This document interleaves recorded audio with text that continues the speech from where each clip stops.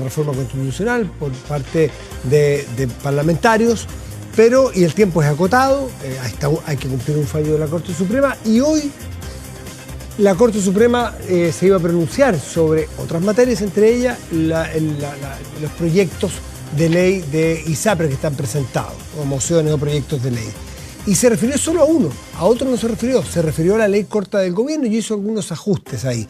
Pero sobre la moción parlamentaria de varios senadores de oposición no se manifestó porque dijo que no era su competencia.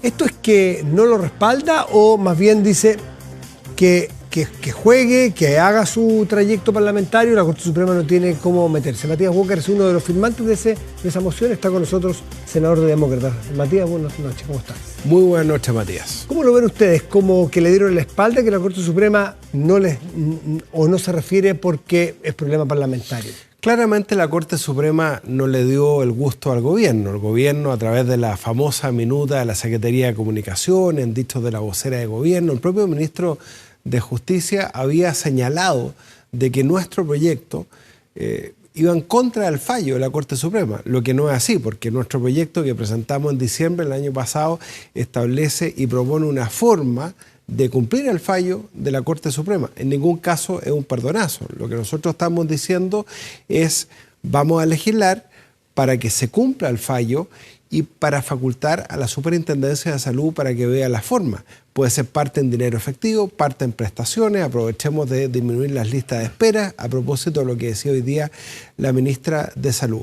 La Corte Suprema, lejos de decir que nuestro proyecto contrariaba su fallo, lo que hace es decir, bueno, eso es parte de la competencia del Poder Legislativo. Además, se trata de una reforma constitucional, el Congreso está ejerciendo el poder constituyente y sí hace 3 observaciones respecto al proyecto del gobierno. Yo no sé si el gobierno se esperaba eso, pero Matías, yo quiero ir al fondo del tema. Claramente la Corte no le dio la razón al gobierno. ¿Y a qué se refiere? ¿Cuál es? Porque pone ahí un gesto, una comunicación no verbal, gestual, de que el gobierno prácticamente se fue con tarea para la casa con su proyecto por parte de la Suprema. ¿Cómo el gobierno se jactaba de que nuestro proyecto no cumplía el fallo? Entonces la senadora Rincón, que es la principal autora del proyecto, presidenta de Demócratas, va y oficia al presidente de la Corte Suprema y le dice en términos simples, a ver, ¿sabe qué? El gobierno está diciendo que nuestro proyecto va contra el fallo. Acláreme usted, presidente de la Corte Suprema, si eso es así. ¿Y qué dice la Corte Suprema? No. Esto corresponde al ámbito del legislador. No se mete, no es mi competencia. No voy a decir ni sí ni no. Y sí hace 3 observaciones respecto, por ejemplo, de la forma de cumplir una parte del proyecto del gobierno, que es la ley corta, que yo creo que tiene algo positivo. La ley corta establece algo que es muy razonable, la ley corta del gobierno. En un sentido, dice, ¿sabe qué? Mientras las ISAPRES no le devuelvan a los usuarios lo que les deben, estos 1.400 millones de dólares, ya sean dinero efectivo, en prestaciones, lo que determina el legislador, no pueden repartir utilidades, toda razón. Ahora, tampoco podrían hacerlo porque han tenido 300.000 millones de pesos de pérdida en los últimos 2 años y van a tener un 10% menos de ingresos. Pero Matías, si tú me permites, yo quiero ir al fondo del tema. Lo dijo el ministro de Justicia. Y ahora queda más claro después de esta resolución de la Corte Suprema. Ni la reforma constitucional del Senado, ni la ley corta del gobierno tienen los votos para aprobarse. ¿Qué es lo que hay que hacer? Sentarse y llegar a un acuerdo para cumplir el fallo, pero hacerlo sin que se ponga en peligro las coberturas de salud, tanto el sistema privado como el sistema público. Juan Luis Castro, senador presidente de la Comisión de Salud, ha dicho algo que es bien importante resaltar.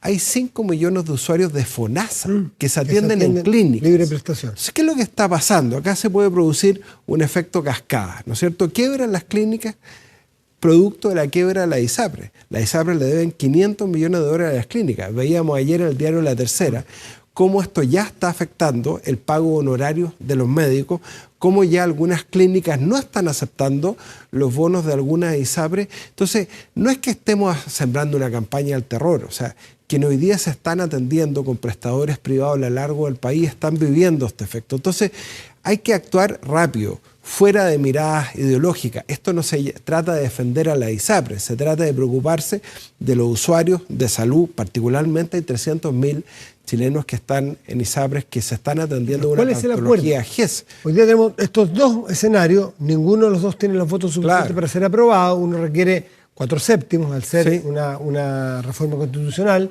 no los tienen ustedes y el gobierno tampoco tiene para su proyecto de ley corta. ¿Cuál es el camino intermedio? A mi entender, cumplir el fallo, esto significa cumplir la tabla de factores, que no se puede discriminar por sexo, por género, que no se le puede cobrar a los niños menores de 2 años, ni discriminar por edad a los adultos mayores, ni a las mujeres. Permitir a futuro un ajuste en los planes que permita la viabilidad financiera del sistema y pagar la deuda. Estos cobros en exceso, estos 1.400 millones de dólares, ya hay que determinar. Puede ser una parte en dinero efectivo, puede ser una parte en prestaciones, aprovechemos de disminuir las listas de espera, pero hay que llegar a un acuerdo que permita cumplir el fallo y al mismo tiempo que se mantengan las coberturas de salud, que no quiebren las clínicas, que no quiebren la ISAPRE. ¿Cómo podrían las ISAPRES el día de mañana no quebrar si no pueden aumentar su... Le hicieron bajar los precios, ¿qué precio para equilibrar? ¿Qué precio pueden subir? Porque como opera en el mundo de los seguros, es que las personas más riesgosas, una persona joven que maneja un auto, le cobran más caro el seguro de auto que a una persona de mi edad. Por estadística, porque la gente que está recién manejando, tiene menos experiencia, choca más que yo. Estadísticamente, puede que yo choque hoy día saliendo de aquí, ojalá no pase, pero estadísticamente, entonces a mí me cobran, esto me consta, 60.000 pesos y una persona de 25 por mi mismo seguro de auto, 90.000 pesos. Esto es por factores de riesgo. Si yo obligo por ley a que todos nos cobren entre 60 y 90, 70, bueno, le voy a bajar a los de 90, pero les voy a subir a los de 60. Claro, ¿cierto? Lo que se llama la compensación por riesgo en cualquier contrato de seguro. Bueno, los seguros operan así, porque hay subsidios. Pero, entonces, si yo, el fallo que dice, puede bajar, pero no puede subir. Entonces, ahí se produce una merma de un delta de plata que la ISAPRE probablemente les va a costar financiarse ese futuro. ¿Cómo pueden subir los precios? Bueno, tal es así. A las personas que le estaban cobrando de menos, no a los otros. Tan cierto lo que tú dices, Matías, que el propio proyecto del gobierno, la ley corta, establece la facultad de la superintendencia de ajustar los contratos a futuro. Lo que pasa es que lo hace o lo propone de una forma indeterminada, que 8 superintendentes, ex superintendentes, han estimado que no aclara suficientemente de qué manera se va a garantizar la viabilidad financiera del sistema hacia el futuro. Pero eso es parte del contenido del acuerdo. Yo lo que digo es, dejemos las peleas de lado, estas minutas de la SECOM, incluso la ministra Vallejo nos pidió disculpas, nosotros aceptamos las disculpas, nunca dijimos, y eso fue una falsedad absoluta de la minuta de la SECOM, que acá íbamos a pedir recursos públicos para salvar a la ISAPRE. Falso. Jamás planteamos un salvataje a la ISAPRE, hay que cumplir el fallo, hay que cumplir la tabla de factores. Lo que sí tenemos que ver de qué manera garantizar la viabilidad financiera del sistema para garantizar las coberturas de salud. Pensemos en los 300.000 que están con un cáncer, con una enfermedad GES, que están con una preexistencia. Pensemos en los 14.000 que están en listas de espera en el sistema público, que tienen un tumor, que tienen un cáncer. Hay consenso que es dramático que quiebre el sector público, porque uno piensa en las 3, 4, 5 clínicas del Barrio Alto. Hay centros médicos menores a lo largo y ancho de todo Chile, y eso también es la salud privada que podría estar en riesgo. Por lo tanto, pero la pregunta es, si los precios de las ISAPRES separan una mesa que separan 3 patas, GES, que todavía falta un fallo, pero no se puede subir, ¿no es cierto? GES. Las tablas de factores, riesgo, no se puede subir según el fallo. Y tarifa básica, ¿se puede subir? Ustedes plantean en su proyecto que ese habría que darle la posibilidad de que suban para equilibrar las finanzas. Pero el fallo aparentemente dice que no se puede. Nosotros proponemos que se pueda ajustar sin discriminación. Eso significa, por ejemplo, que se le pueda subir a los hombres. No se le puede subir a las mujeres porque no se puede discriminar, pero se le puede subir al hombre. En términos ¿Se puede discriminar a los hombres? No, no se puede discriminar. O sea, ¿se sube a hombres y a mujeres o no? Se puede hacer, pero sin discriminación. Eso es lo importante. El propio proyecto del gobierno propone que se puedan ajustar los precios de los contratos también y faculta a la superintendencia. Lo que pasa es que tenemos que determinar cómo para ver si la ISAPRE y las clínicas, por ejemplo, pueden seguir invirtiendo. Ayer veíamos cómo la clínica alemana, por ejemplo, que reinvierte todos sus excedentes en salud, en beneficencia, no distribuyen utilidades, son una sociedad benefactora que atienden pacientes de todo Chile y muchas clínicas además atienden por el GES, por enfermedades catastróficas. El presidente Lagos lo dijo. Él siempre consideró dentro del plan Auge, la GES, las clínicas privadas para que complementaran el esfuerzo de los hospitales públicos. En toda la red de salud, yo pienso en Red Salud en La Serena, por ejemplo. Entonces, acá lo que tenemos que sentarnos, dejar de pelear por los diarios y decir, a ver, veamos cómo cumplimos el fallo de la Corte y cómo el día de mañana podemos tener la eficiencia del sistema. Obviamente, las ISAPRES no pueden distribuir utilidades mientras mantengan esta deuda, mientras no regularicen esta situación. Obviamente, la pandemia les pegó fuerte. El superintendente me decía que han disminuido las pérdidas este año en buena hora. Que bueno, eso significa que hay bases para ponernos de acuerdo en garantizar la viabilidad financiera del sistema y no afectar las coberturas de salud, que es lo más importante. Ya, y el espacio sería entonces ver de qué forma poder reajustar cuando se deba y garantizando la estabilidad financiera del sistema privado de seguros hacia el futuro, los precios base de los planes. Y mejorar la eficiencia del sistema, hacer economía de escala. Las licencias. El tema de las licencias, vale la licencia? Por supuesto. ¿Cuánto cuesta el sistema? Terminar con el fraude que hay detrás de las licencias médicas. O sea, hay mucho paño que cortar, hay mucho para mejorar la eficiencia del sistema. Obviamente, las ISAPRES también merecen un juicio de reproche por estos cobros excesivos, porque muchas veces no le respondieron a sus pacientes y otras veces sí han respondido adecuadamente, y cuando uno tiene un familiar con una enfermedad catastrófica entiende cuándo es necesario un ISAPRE. Yo también lo digo por experiencia propia. Entonces, en definitiva, Matías, yo creo que hay que terminar de pelear. Hay que sentarse a conversar. Yo creo que Juan Luis Castro, presidente de la Comisión de Salud, que fue presidente del Colegio Médico, tiene una experiencia, entiende el tema, y yo espero que podamos llegar a un acuerdo. Yo creo que la resolución hoy día de la Corte Suprema también es una invitación a sentarnos a conversar y a llegar a un acuerdo. Bueno, en otros temas que han sucedido en las últimas horas, no sé si usted se ha enterado de lo del subsecretario de Previsión Social. Sí. ¿Cómo lo ve?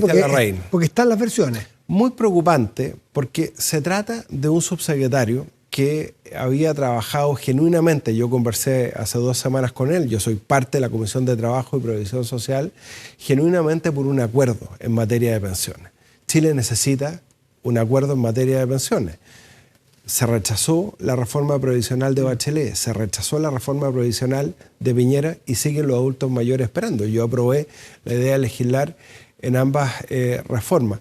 Y coincide la salida del subsecretario, vaya coincidencia, digo yo, con que él había descartado la aplicación de estas cuentas nacionales. Es uno de los temas más polémicos para que es lo más polémico de la reforma previsional, porque para la gente que nos está viendo en la casa, Matías, ¿qué significa una cuenta nacional? Un vale por. Vale por 30 millones de pesos ahorro provisional para los efectos de una jubilación futura. ¿Y qué quieren los trabajadores, los profesionales? Que se les garantice la propiedad, los ahorros provisionales y también la heredabilidad. Y justo cuando el subsecretario admite que no flota esto de las cuentas nacionales en un acuerdo, que obviamente tiene que haber respeto por las cuentas individuales y también tiene que haber solidaridad, sobre todo en favor de miles de jubilados que jubilaron en pésimas condiciones bajo la AFP y que nos están viendo, y se requiere también lo que se llama una solidaridad intergeneracional, pero también que parte del aumento de cotización de este 6%, al menos la mitad, vaya a las cuentas individuales para que a los trabajadores les haga sentido. Entonces, entre medio de esto, surge en forma no clara, y eso tiene que aclararse por parte del gobierno, una supuesta conducta indebida que no está claro si fue acoso sexual o no, y qué es lo que sale diciendo el ex subsecretario. Mire, la verdad es que esto es una cacería de brujas, esto es una cancelación, fue la palabra que utilizó, y es muy grave. O sea,